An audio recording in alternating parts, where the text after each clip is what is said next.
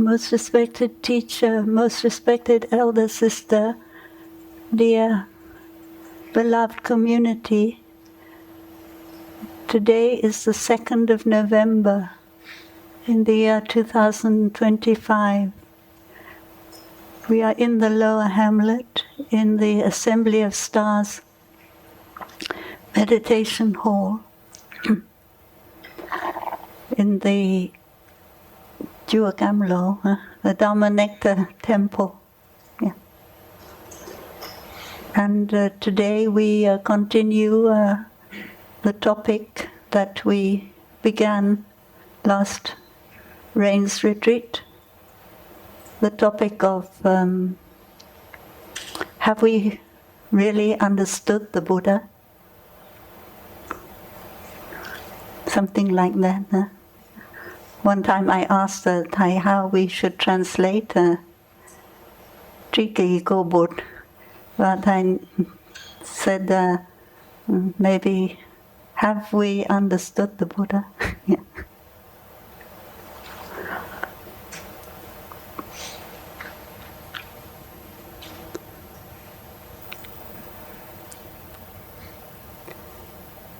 Let the Buddha breathe. I don't need to breathe. Let the Buddha sit.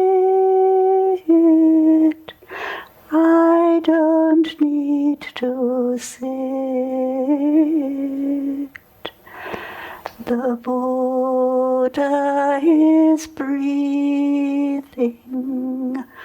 I enjoy the breathing. The Buddha is sitting. I enjoy the sitting.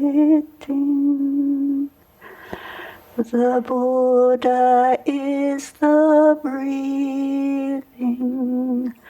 I am the breathing. The Buddha is the sitting. I am the sitting. There is only breathing. There is no one breathing. There is only sitting. There is no one sitting.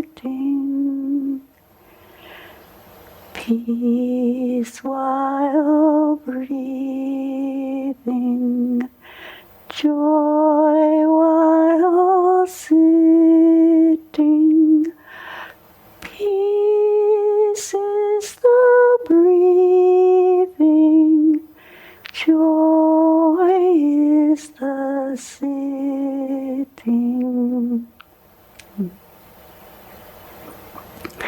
So, yeah.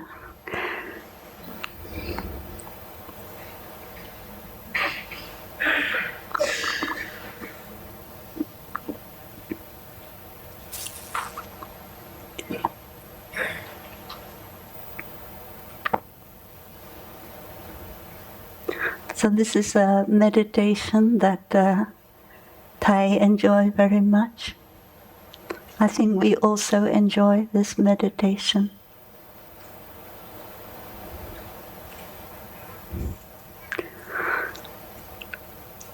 Maybe we write on the water.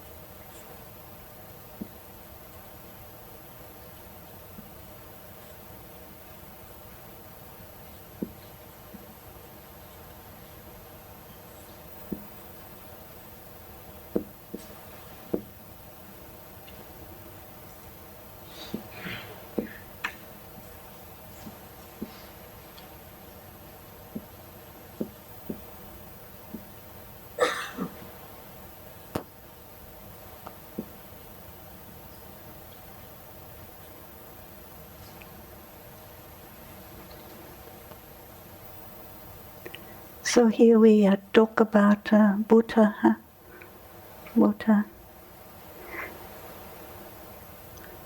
And we also talk about I. And we see that Buddha and I are not the same. Maybe we are also not different, but now we just see we are not the same. Today I cannot get myself together to do the practice of breathing and sitting meditation. So I have to call up the Buddha and invite the Buddha to do the practice.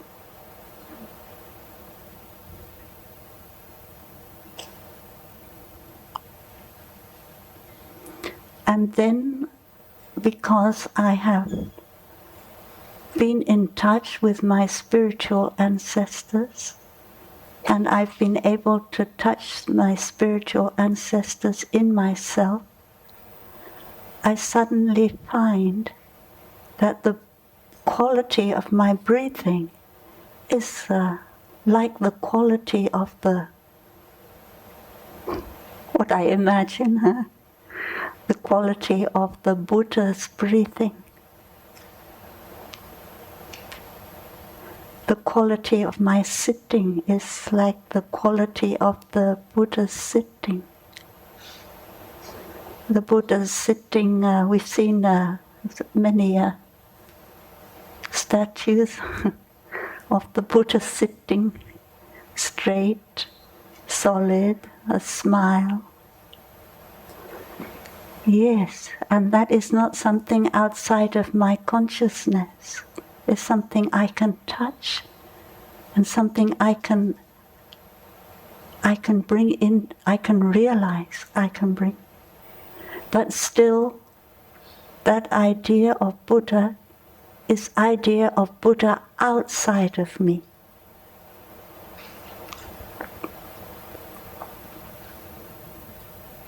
So then we go on the next part.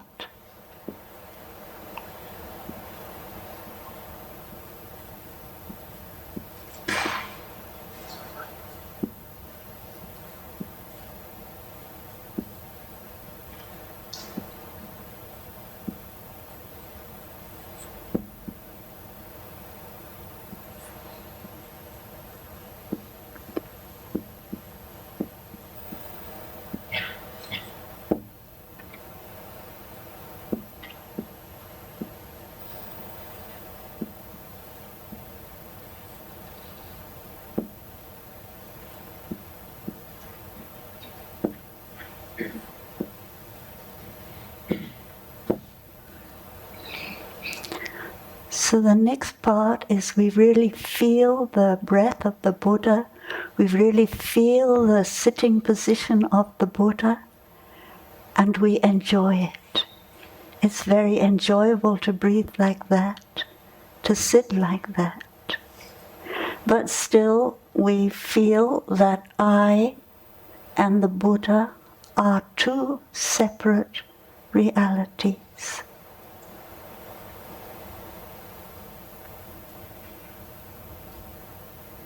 So far so good, huh? Easy to understand. And then we go deeper. We begin to go deeper. You know the diagram we had from last winter retreat.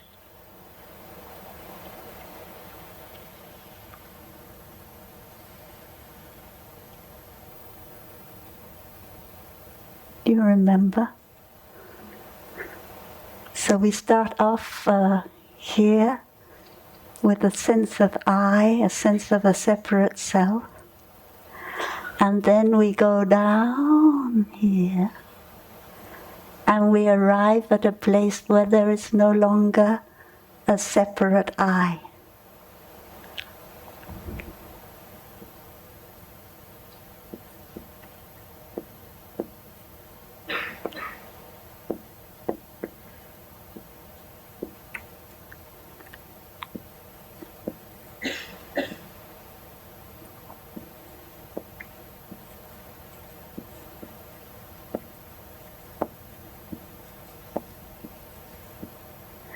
So now we're beginning, that is when we start the first two, we are up here. Now we begin to go down this line here.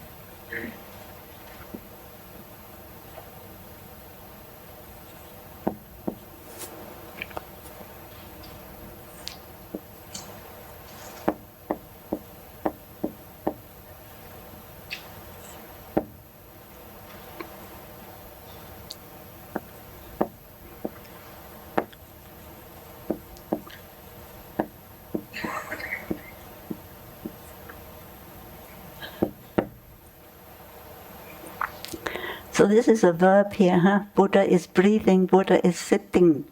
This is a noun here, huh? Buddha is the breathing.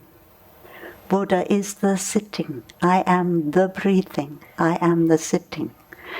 So now we begin to see that we cannot separate Buddha from the breathing.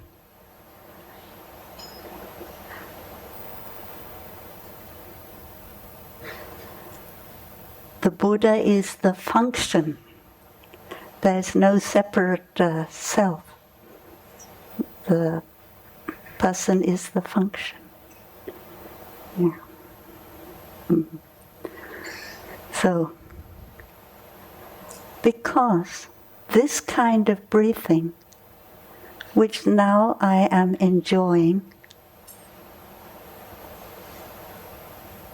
is tell me that the Buddha is there. That kind of breathing is the Buddha breathing. But I am also breathing.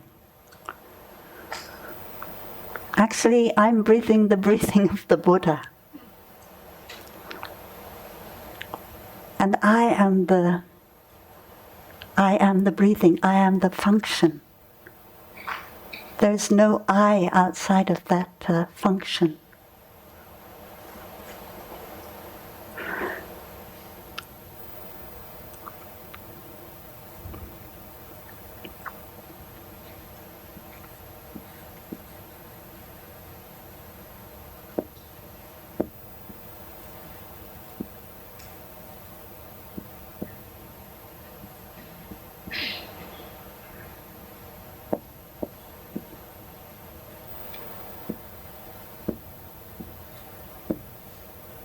There is no one, no separate self.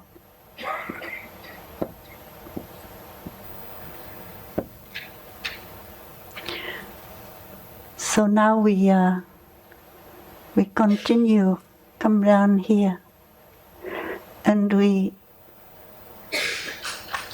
see that because the person breathing and the breathing cannot be separated. Therefore, we only need the breathing. We only need the sitting. There is no longer a separate self that is breathing and sitting.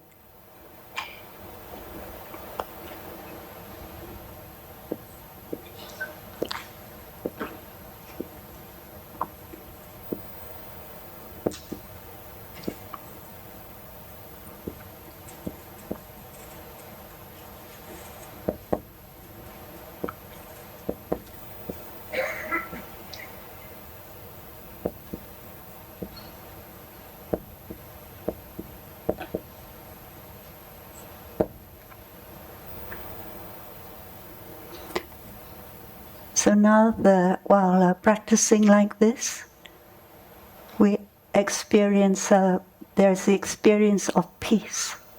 There is the experience of joy. When we can let go of that idea of I, and there's just the breathing and the sitting, at the same time there is peace and there is joy.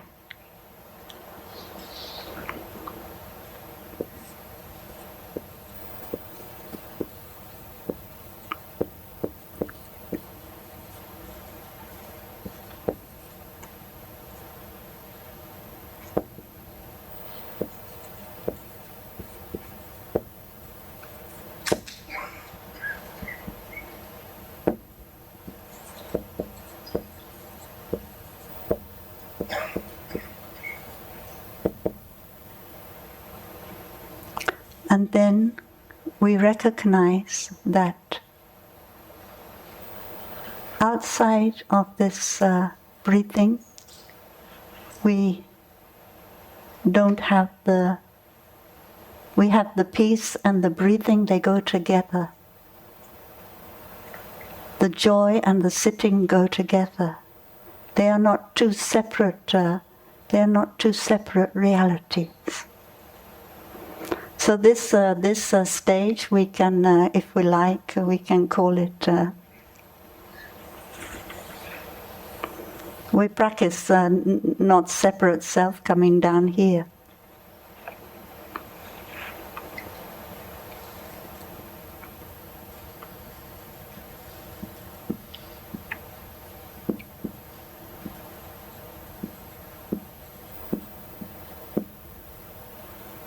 And here we have what we call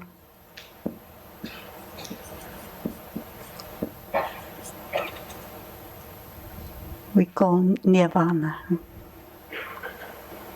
And you don't have to wait till you die to experience nirvana. In your sitting meditation, if you are skillful, you can experience the extinction of ideas, which take you into a space we call the space outside of space. Every 15 minutes.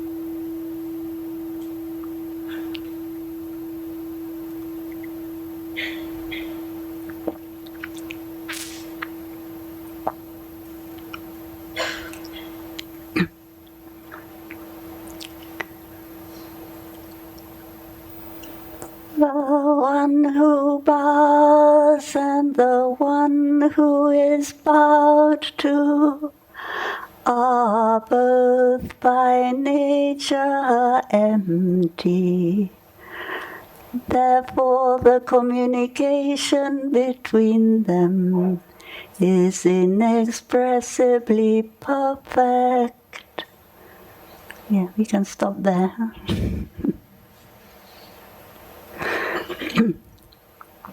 So this little bit connected, huh? The one who bows, that is I, and the one who is bowed to, that is Buddha or Bodhisattva. And we are both, we share the same nature.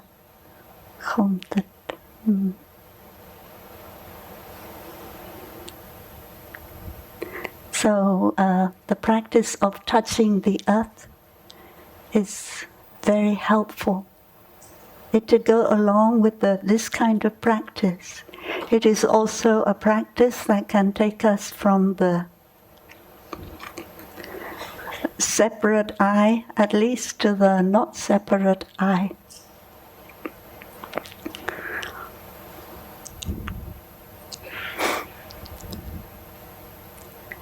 But we have to guide ourselves in doing this practice. So we join our palms. We place our two thumbs on our forehead, and we say to ourselves with my brain, this is my brain, intellect.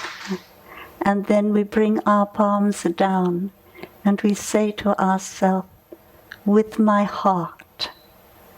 So now your heart and your brain are working together. They are not fighting or doing two separate things.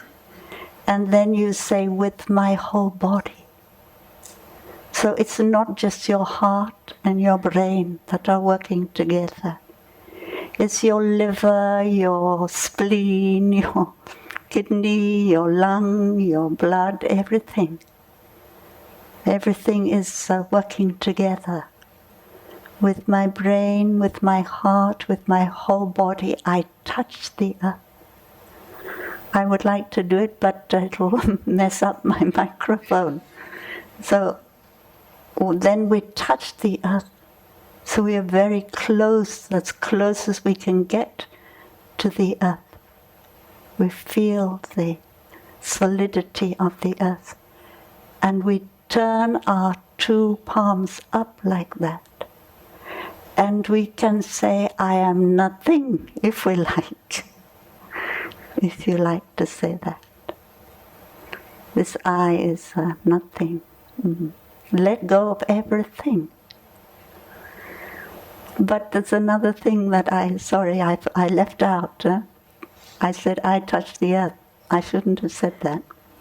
With my brain, with my heart, with my whole body, my mother, my father, all my blood ancestors, all my spiritual ancestors are touching the earth. That is more correct. Because I am not touching the earth as a separate entity. We are all doing it together. And then when I say like that, I realize that I am empty of a separate self. And I have to realize also that you, dear Shakyamuni Buddha, you also are empty of a separate self. You also made up of mother, father, all your spiritual and blood ancestors. And that is why we can have a perfect communication. We are both of the same nature. And if you're brought up in the Western tradition, you may think that God is up here and you are down there, and that the nature of God is not the same as the nature of the human being. So it is only by devotion that you can be in touch with God. Well, that's okay to start with, but we need to go deeper, like the Christian mystics have done, to be able to see that God is not a reality outside of the human being, all other beings, all other creatures created by God.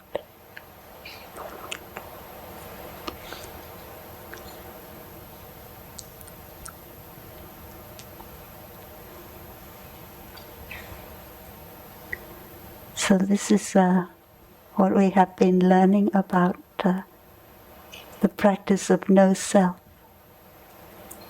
Very necessary teaching of Buddhism. Not easy to understand. Especially not easy to understand in terms of what we call action, karman, and the fruit or the retribution of action. Because normally we think that there is someone who does the action and someone who received the fruit of the action. And then people ask, are they the same or different?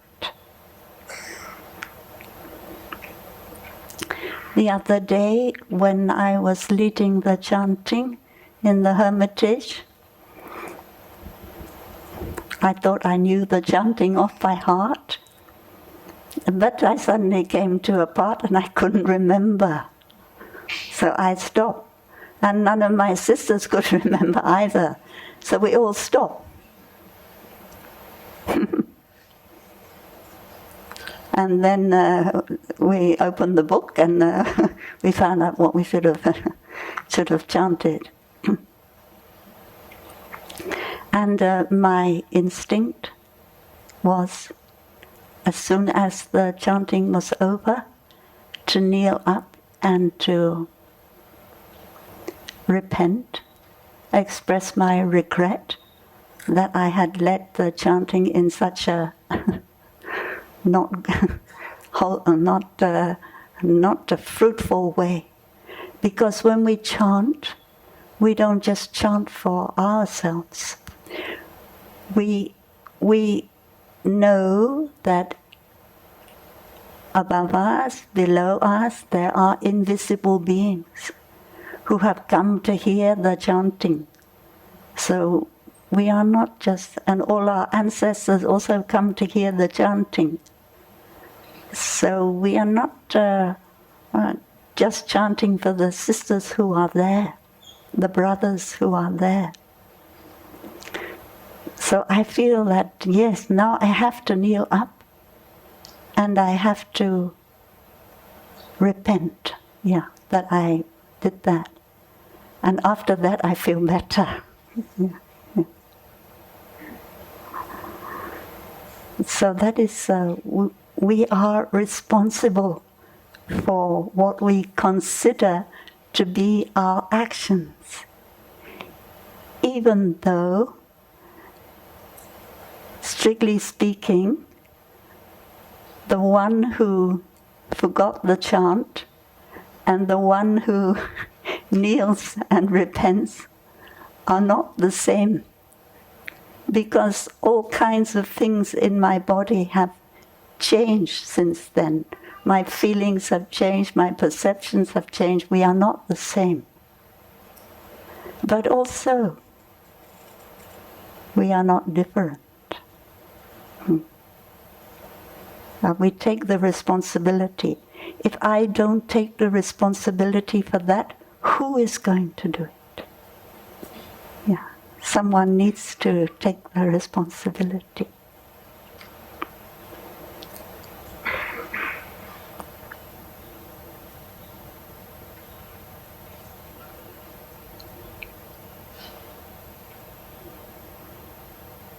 One time in one sutra in the Samyukta Agama, I think at 236, I'm not sure, the Buddha said something like, if there is a self, it is a self that is always changing, impermanent, not a soul that is a permanent entity. So we can look at our self like that. And we can look at other selves like that also. We talk in these terms, when we lose someone whom we are very close to.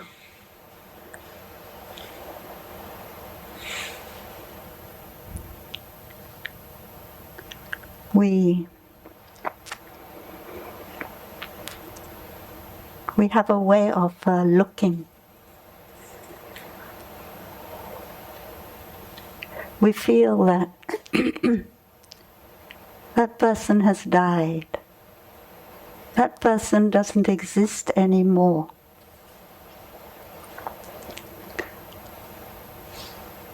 And while that person was what we call alive, we consider that person exists.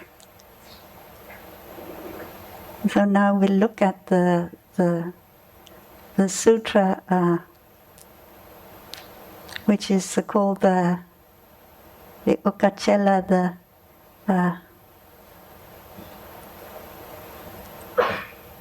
what we call in English, be an island to yourself, huh?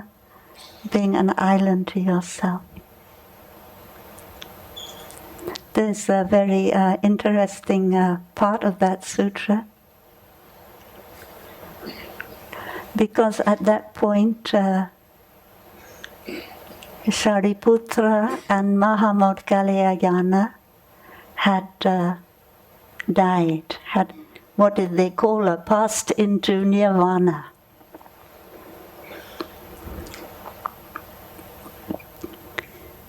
And many of the monks were very distressed because they lost their two elder brothers. And the Buddha said when the Buddha looked over the community of monks, that day they were come together to recite the Pratimoksha. The Buddha said, I see an empty space left by those two brothers. And then the Buddha went on to praise those two brothers. And then the Buddha said something like, something that is born, that becomes, that jatam, bhutam, something that is conditioned, something that is subject to decay, is, how could it be possible for that something to not dissolve? It's a word like a dissolve.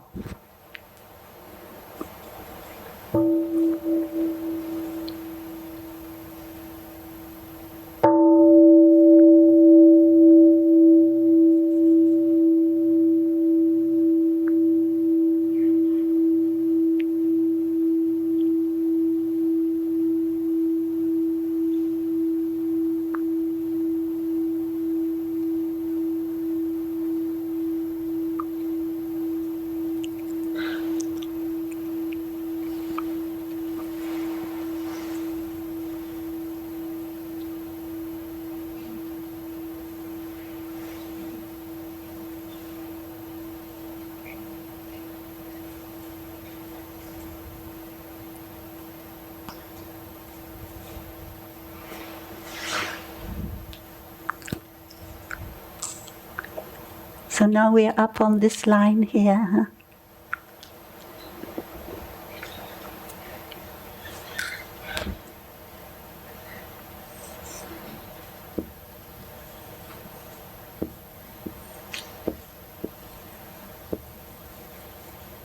Something. Yam Dhamma, Yam Dham Jatam, Bhutam.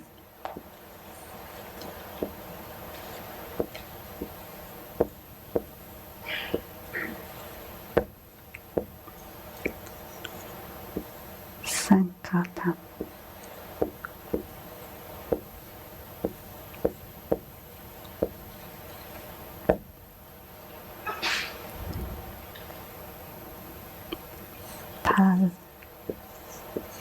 Palo.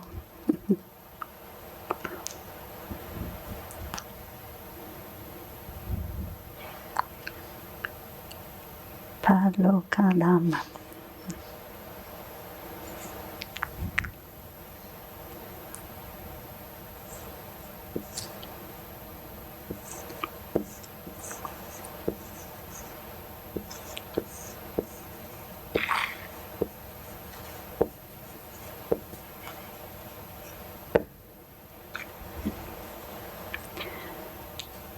Something, a phenomena that is born, that becomes, keep becoming something different, that is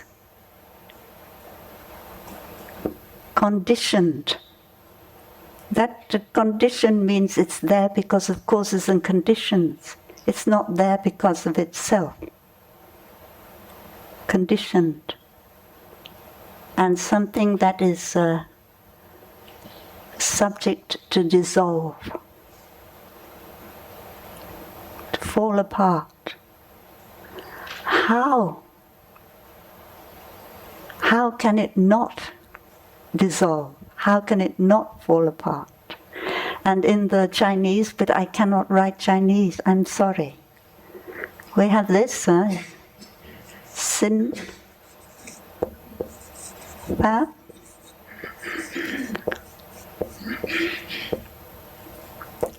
khơi, Pháp,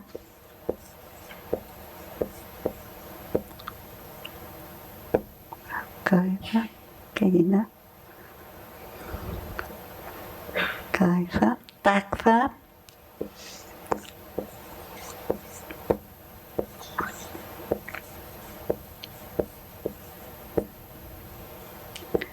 Vi Pháp,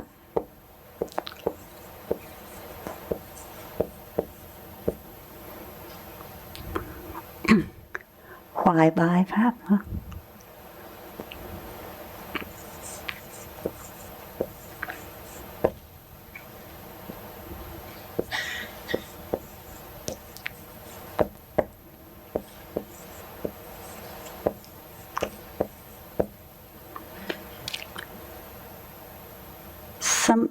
A Dharma that something that is born, something that arises, something that is made, something that is conditioned, something that is disintegrate. How can it not Maya, how can it not be destroyed? Yeah, how can it not be destroyed?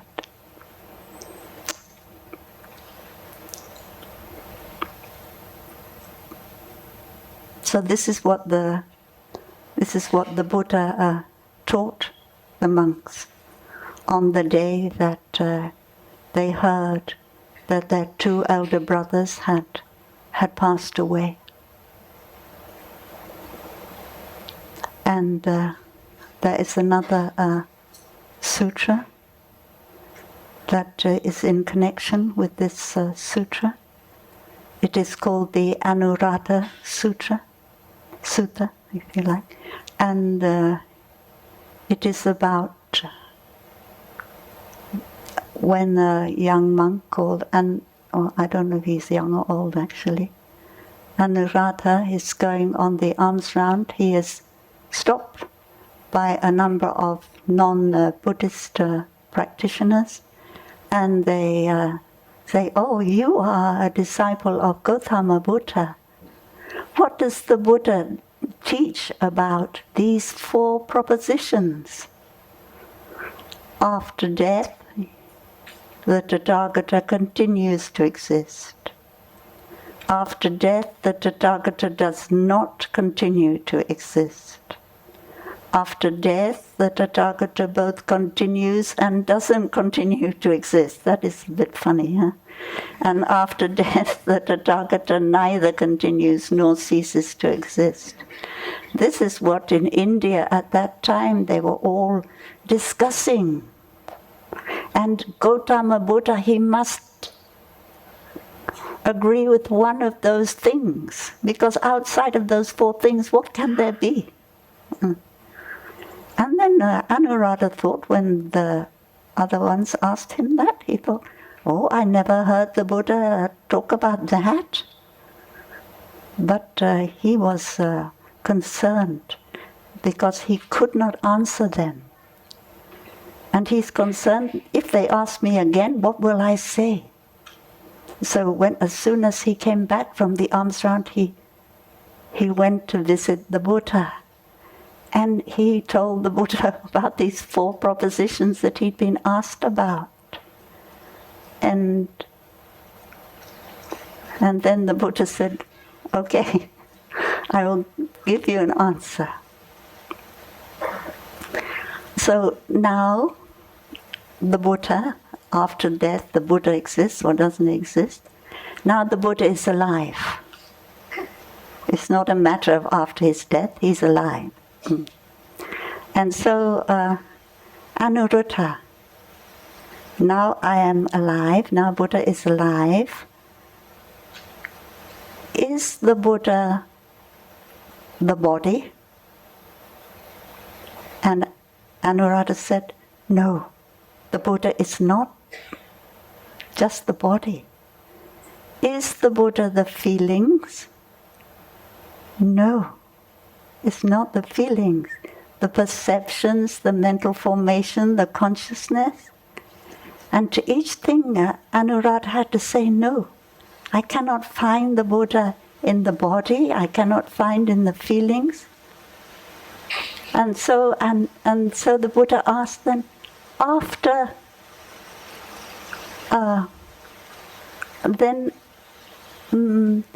outside, is the Buddha something outside of the body?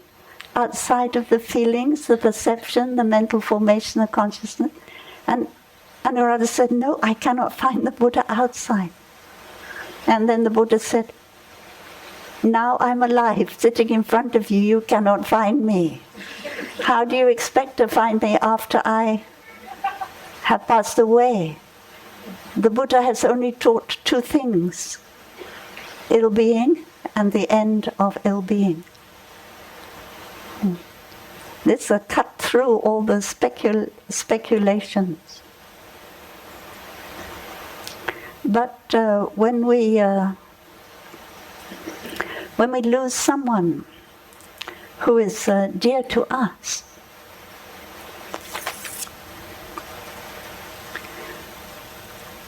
we have an idea about how they existed.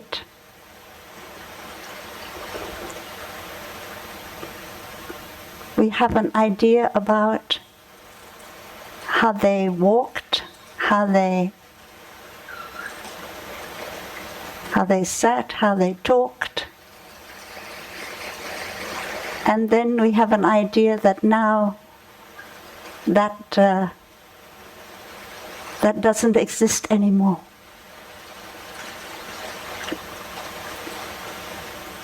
But they are both ideas. Actually, while that person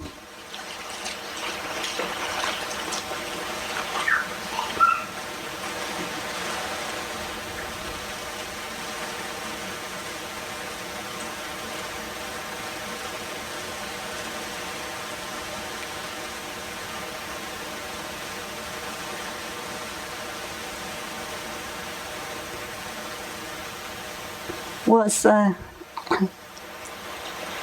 walking and talking, our mind was grasping, catching that person, putting them in a box, which we think is reality. But even at that time, they were dissolving. Their feelings were dissolving, their body was dissolving and being renewed.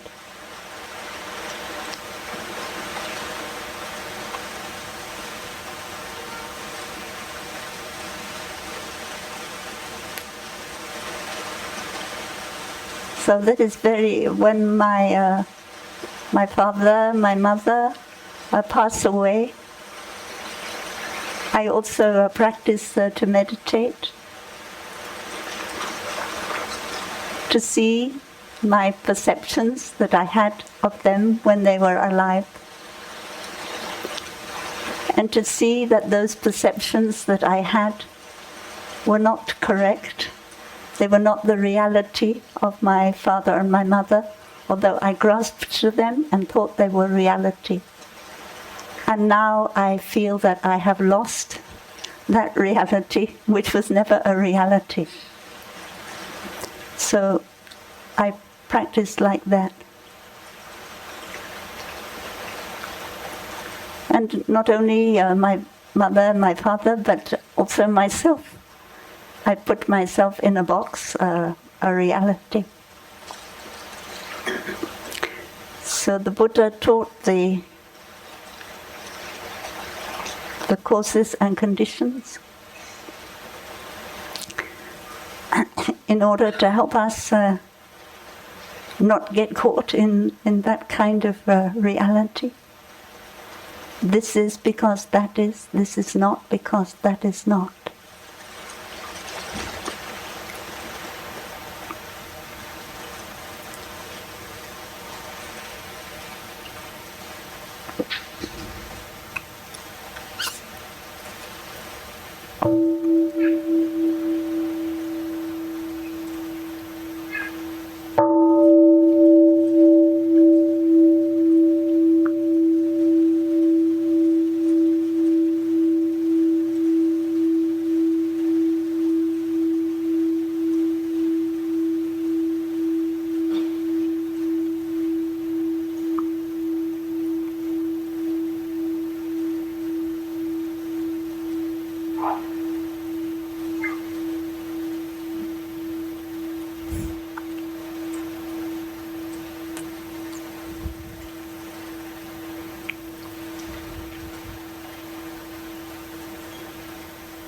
So this is from the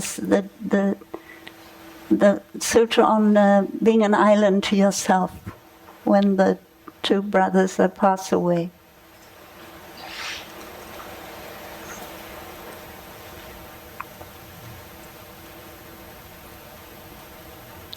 Is also a wonderful practice to be an island to yourself. Of course, there is no separate self, but you can still be an island to yourself. That is the only way we can express in a human language. When you say, being an island unto myself, as an island unto myself,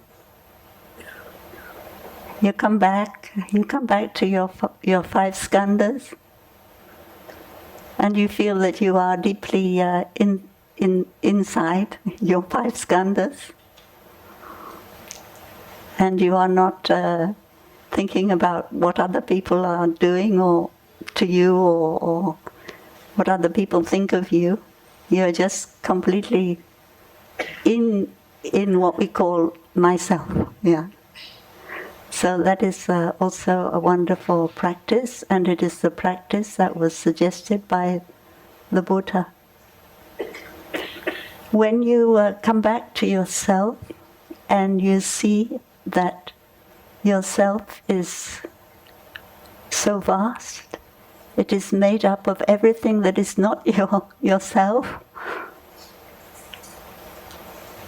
then you also see that those two brothers who passed away are like that. And the communication between you is perfect.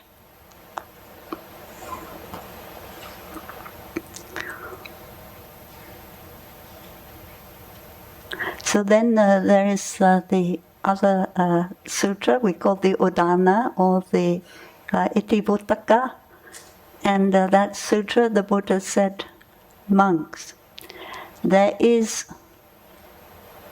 something born, something that becomes, something that is conditioned, something that is made.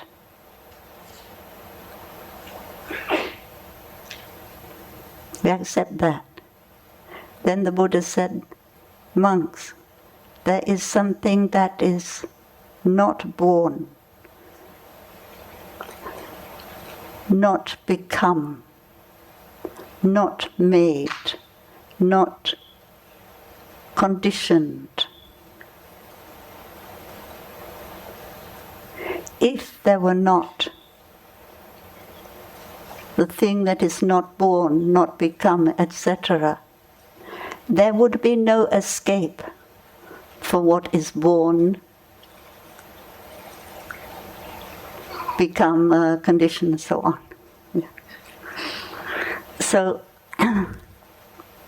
when we talk about something that is born, something that is conditioned,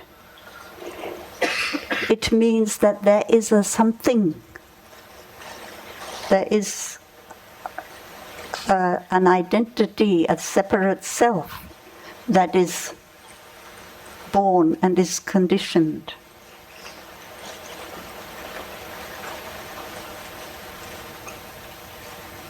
So we are up here with separate I. Huh? And so that thing, it also has to come to an end. It has to be destroyed. But we need an escape from that.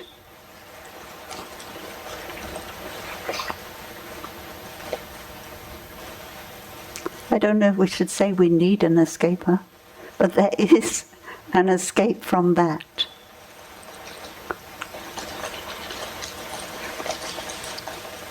And by going here, we understand that which is not born, that which does not become.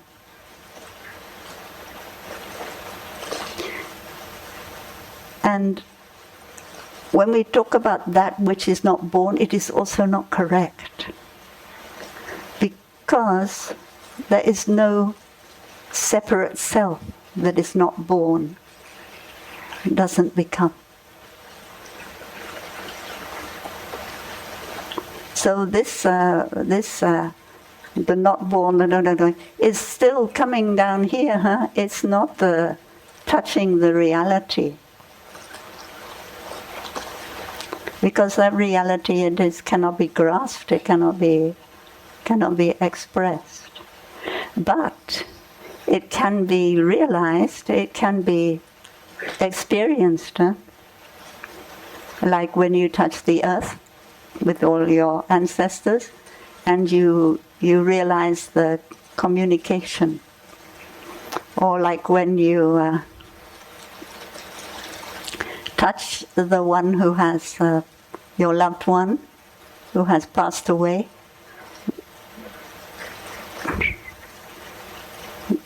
you cannot express that with words.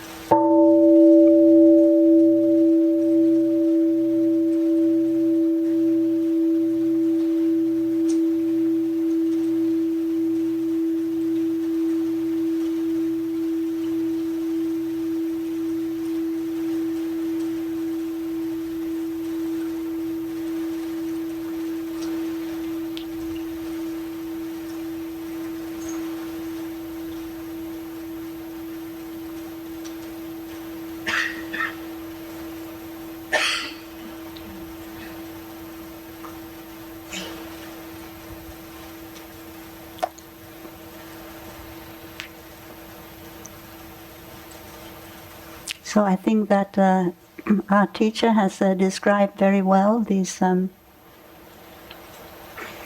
different concepts, these different teachings of the Buddha.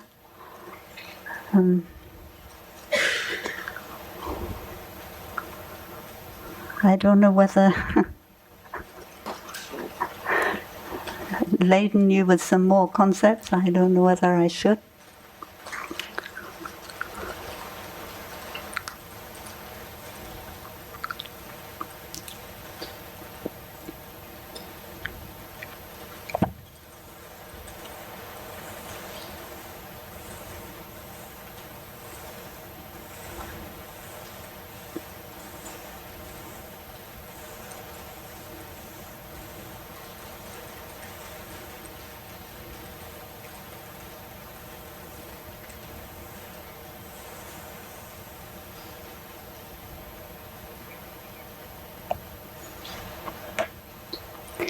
So there's a teaching of the Buddha, which is which we find in all the sutras. Well, nearly all of them, very often. It is called the teaching of the 12 nidanas, the 12 links of causes and conditions. Actually, we know that at some point, when the sutras were being handed down orally, there was a tendency to replace maybe 5, 6, 10 nidanas with 12, because for some reason the number 12 was considered to be the final word of the Buddha. But actually we know that the Buddha taught many other numbers of causes and conditions. And even in the sutra which is called the Mahanidana Sutta,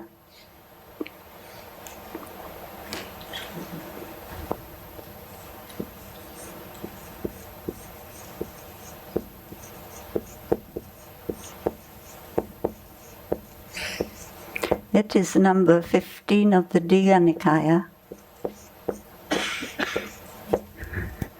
Its equivalent, I think, I may have forgotten, I'm sorry if I get it wrong, somebody put me right, in Chinese is, I think, the Digha Agama number 13. And in this sutra, the Buddha only talks about 10 nidanas. And I think that is correct. I think at that time the Buddha just taught 10. But if we look in the equivalent sutra in the Digha Agama, we see that he taught 12. So I think they just put in 12 because they don't like it always to be different. That's my feeling. So that, that day Ananda came to the Buddha and said that Ananda had been meditating, and he'd been meditating on the causes and conditions. And he came to the Buddha to report about his meditation, and he said, this teaching of causality, of conditioned co-arising, is very deep, very complex, and I have understood it. And then the Buddha said, don't say that, Ananda. It is indeed very deep and very complex, and so please don't think you've understood it. And the same is true for us. Don't think that you've understood it. You can always go deeper.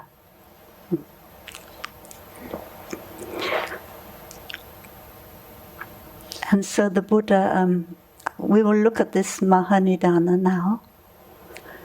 And so the Buddha said that this samsara this cycle of birth and death, it has causes and conditions.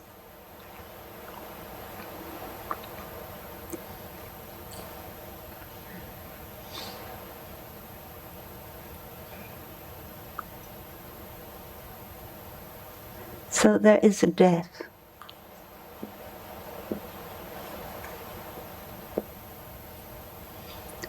And the consequent pain, ill-being, the whole mass of ill-being.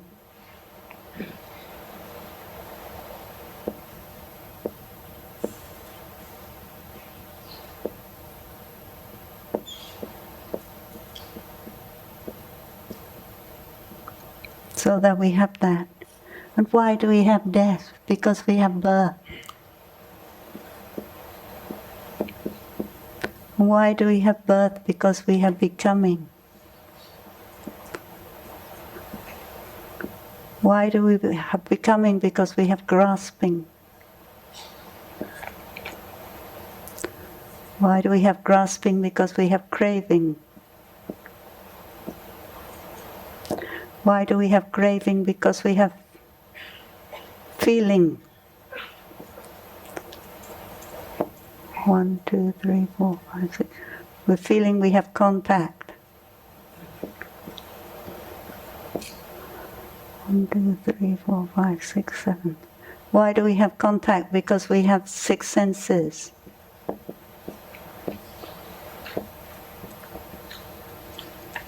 Why do we have 6 senses? Because we have psyche-soma.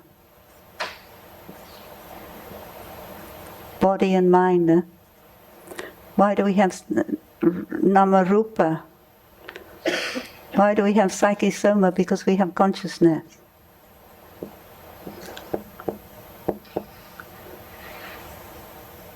Why do we have consciousness? Because we have psyche-soma. You cannot go any further than that, the Buddha said. So that is good, the Buddha explained like that, because we see that this is not a linear something. This is a cycle. But when Thai has been teaching, and then they add the 2 that get added for the 12 are ignorance and formation.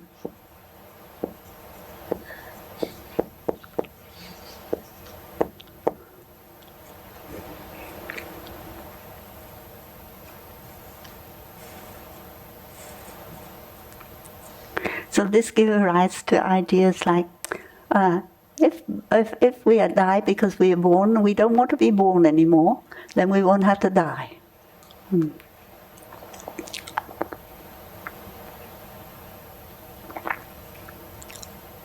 So after that we get idea of you can enjoy eternal death.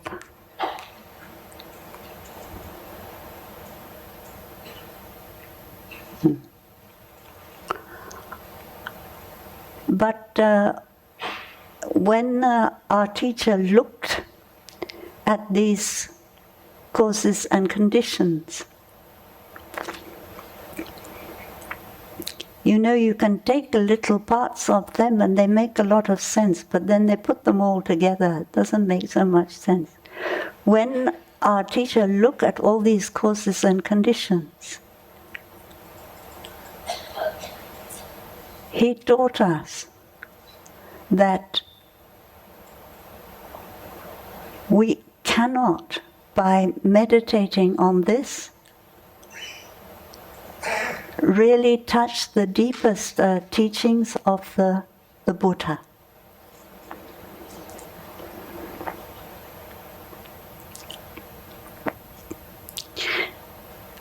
Because the deepest teachings of the Buddha, they teach no death, no birth, no death, no becoming. You know, when you recite the Prajna Paramita Hridaya Sutra, you say that the 12 links of no 12 links and no extinction of them. Huh? Extinction of them means you just get rid of them by not being born anymore. But yeah, they are empty.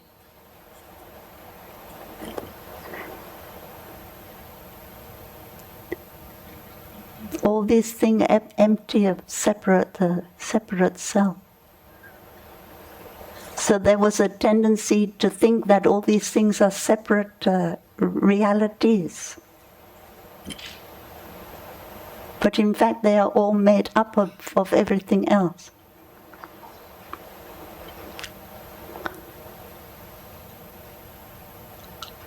So the question that Thay was asking is, how can we have a series of links that help us?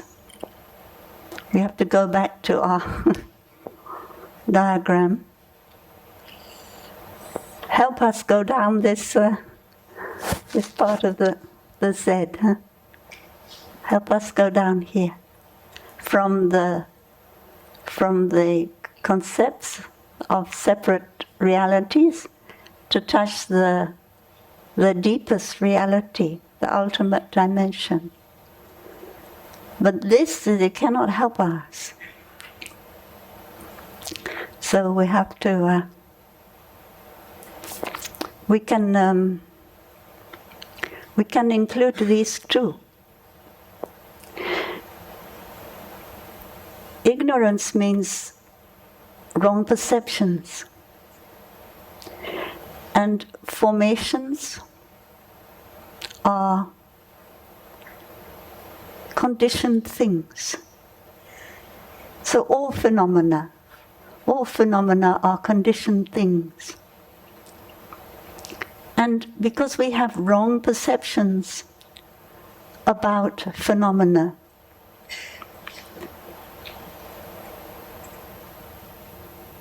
we have all this.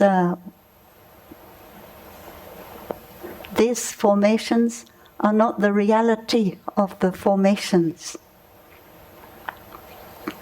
because we have wrong perception about them.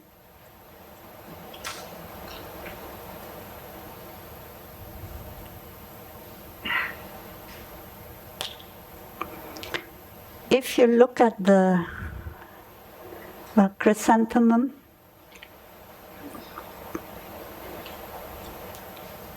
your brain, your mind will tell you that that is a chrysanthemum. It is not an orchid. But unless you have been trained or you can concentrate enough, you will not see that what you are looking at is a formation. It is formed by myriad causes and conditions. Sunshine, rain, earth, so many things, including your own perception. And if you take any of those myriad conditions out, that chrysanthemum will no longer be there. So normally when we look at formations, we look at another person, we look at ourselves, we are also formations. It is with the wrong perceptions. But if, on the other hand, our perception is less wrong, is nearer to the truth, then we will see that that what we call that formation is not a reality like we thought it was.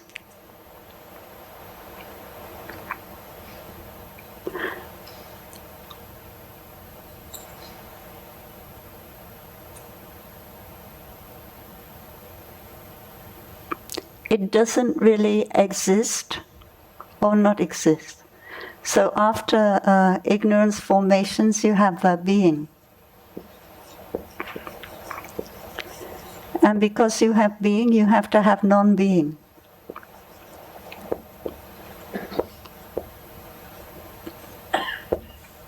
And because you have being and non-being, you have life and death.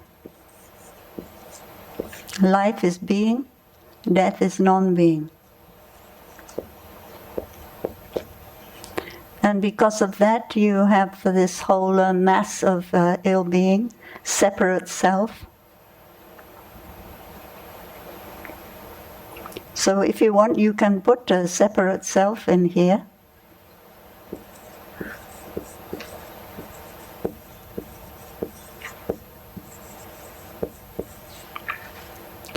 Wrong perception lead to wrong perception of formation, lead to the idea of a separate self, lead to the idea of being and non-being. Being, non-being lead to the idea of life and death, and then all the samsara, the suffering.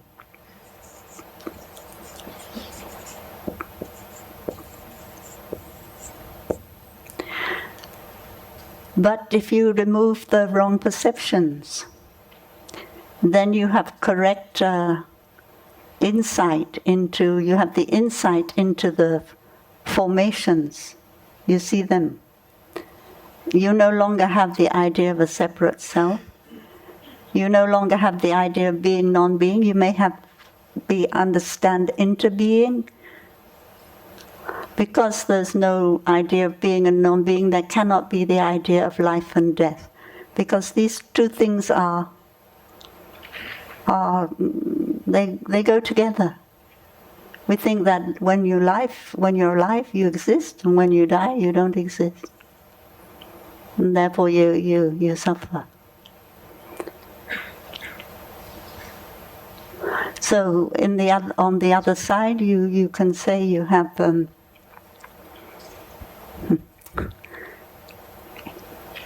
understanding, as opposed to ignorance.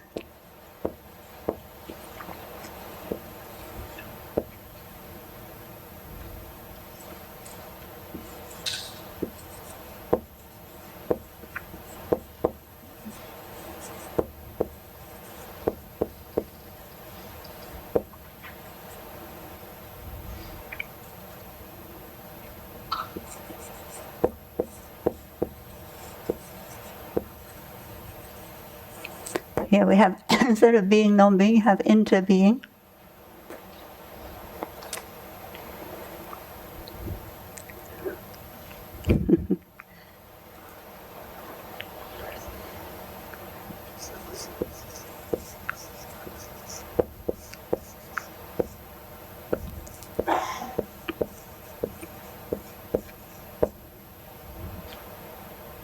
Oh, I left out the separate self,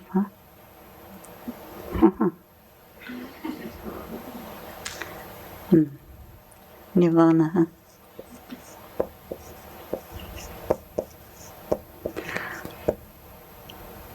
Formations as they are not separate selves.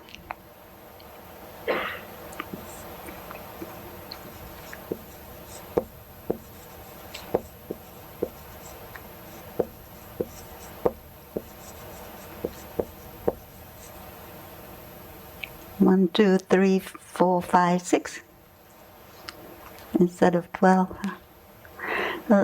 Because John said that the formations, it include grasping, craving, feeling, and all these things.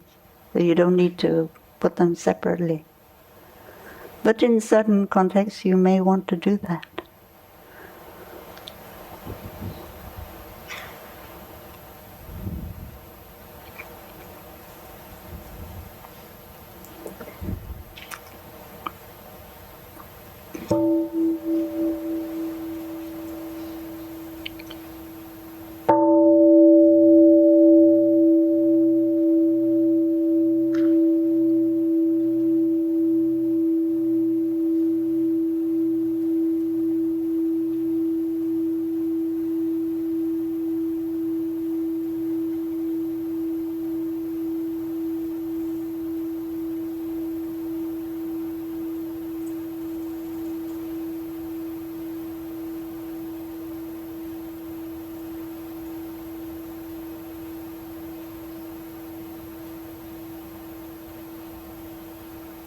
So I think all I can do now is to wish you good luck, and and please continue a deep practice of touching the earth. Yeah, not to touch the earth as an individual self, and also the meditations like the meditation on let the Buddha breathe, let the Buddha sit, and also other meditation like I am sitting with my mother's back, I am breathing with my father's lungs, and meditations like that help you cut through a little bit the idea of a separate self, and at the same time cut through the complexes. As long as we have a superiority, inferiority, or equality complex, we still are caught in separate self. Yes, thank you for listening. We now listen to 3 sounds of the bell.